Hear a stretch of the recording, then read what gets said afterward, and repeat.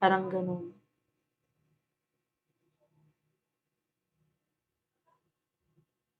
Yeah, this just a friend, but you still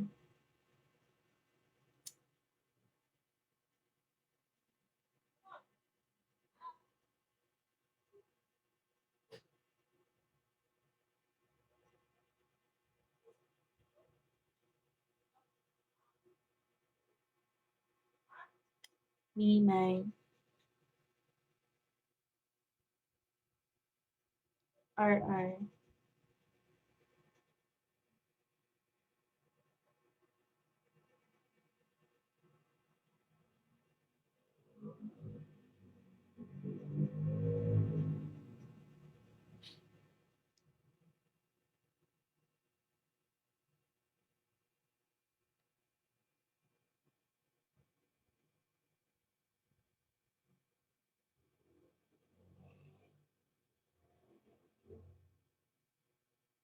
I know, JR.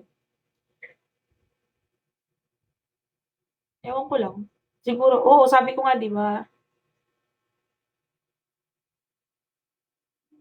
pagdating talaga sa relationship, sabihan mo na akong selfish. Siguro selfish ako sa love. Kasi, ewan ko kung pare-parehas tayo, hindi naman tayo pare-parehas. Pero, pag ikaw, nalaman mo na yung jowa mo or yung kamutual mo, kino-comfort niya pa rin yung ex niya. Anong pakiramdam? Masakit, 'di ba? Ayaw mong pagdudahan yung tao, pero deep inside masakit. Tama ba ako?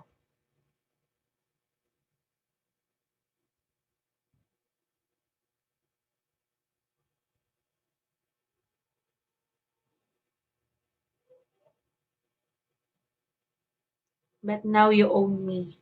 You should know what I'm doing. Talaga ba? Akin ka?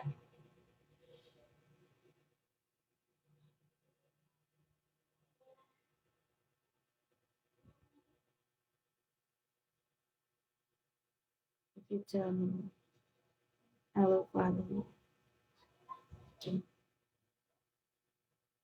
See, di ba? Jealous. But I trust her.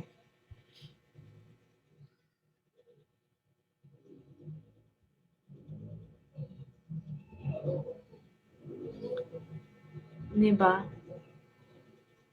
Ikaw, be may tatanungin kita.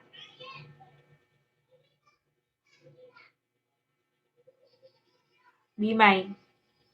Kung sa'yo, yung yung getting to know each other mo or special na tao para sa'yo, malalaman mo na kino-comfort niya pa rin yung ex niya. Anong mararamdaman mo, Wimay? Anong iisipin mo? Di ba? Normal lang na masaktan ka kasi tao ka. Hindi naman tayo android na walang pakiramdam. Mas maganda na yung nagpapakatotoo kesa hindi, di ba?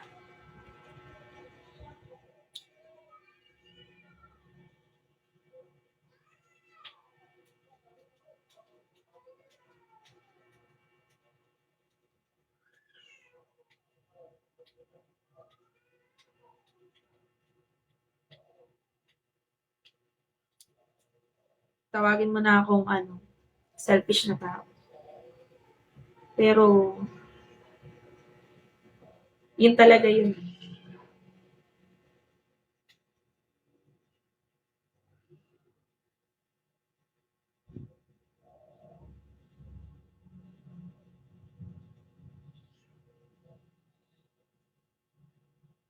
Ano din naman ako eh.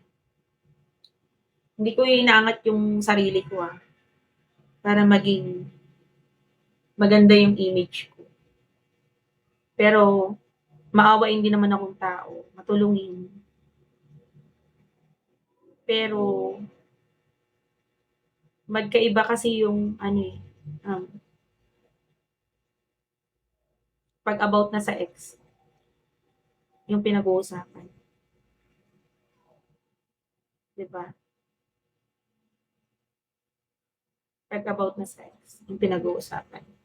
Parang, ibang usapan na yun.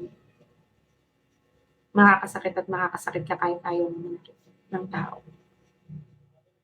Makaka-hurt ka ng feelings. Kahit intention mo lang naman eh, tumulong. Pero sa present na karelasyon mo, makakasakit ka.